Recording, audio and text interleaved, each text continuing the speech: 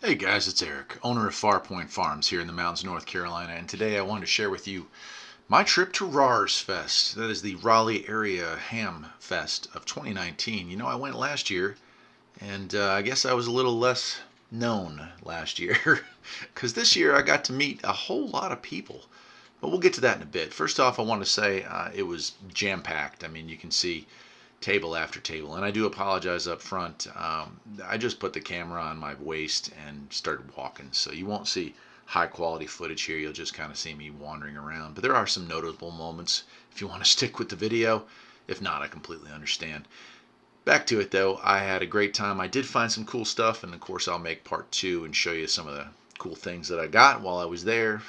But lots of stuff, everything from real vintage equipment all the way to very, very modern equipment. If you needed connectors, stuff to solder microphones, antenna connections, cabling, you name it, man. I mean, the Rarsfest pretty much is where everybody grabs everything out of their closet, basement, and attic, brings it in, and attempts to sell it or swap it out for something else.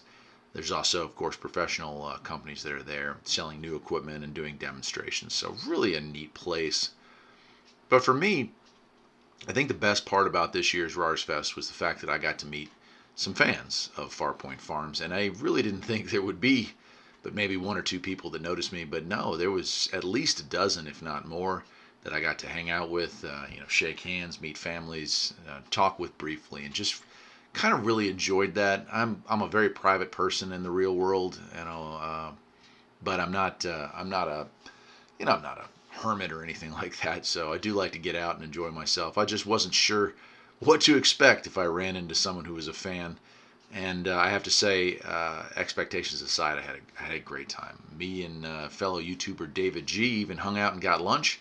Something I want to offer to do for everyone next year is that if you want to meet me at the Raleigh Rarsfest or Hamfest 2020, I'd be happy for everyone to meet up maybe at lunchtime. And lunch will be on me. How's that sound? Because this year I was David G refused to let me pay for my own lunch, and that didn't sit well with me because, well, this was my way of giving back. So David, I really do appreciate that. If we ever have the opportunity to hang out again, it's my turn. How's that sound, David?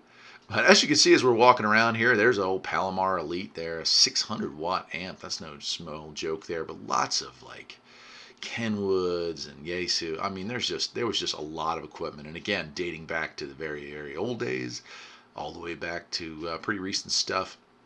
As far as CB radio equipment, yeah, there was plenty of that too. Actually, another fellow, I don't know if he was actually a YouTuber or just a fan, but we shook hands. I met his family. He had a red cart. If you're out there, you definitely know who I'm talking about. And he had loaded up. He found apparently over in one corner a guy that had a bunch of CB radio equipment, and he cleaned them out, man. He had a real nice pile of stuff, and he was kind of going to do what I do, which is he bought a whole bunch of stuff, some of which he was going to resell, and the rest he was going to enjoy. So not a bad gig. As you can see, I'm just wandering around, old stereo equipment. There's an old President CB right there. I did there was one, actually there was two people that both had lots of old AM tube radios, Bakelite era radios, and one guy specialized in 60s and 70s transistor radios, like pocket radios. Heck, that thing right there I ended up coming back and buying. It's just some really cool stuff. Yeah, here's some really nice old radios, shortwave, all band radios. Really cool stuff here. So I'm gonna let it end. That's it. And I will say that part two is coming, and it was a really cool trip, and I enjoyed the heck out of it. Hope to see some more fans of Farpoint next year, and I hope that Rarsfest is as exciting as it was this year, because it was awesome. I'm Eric, owner of Farpoint Farms. Hope you enjoyed the video, and I'll see you next time. Take care.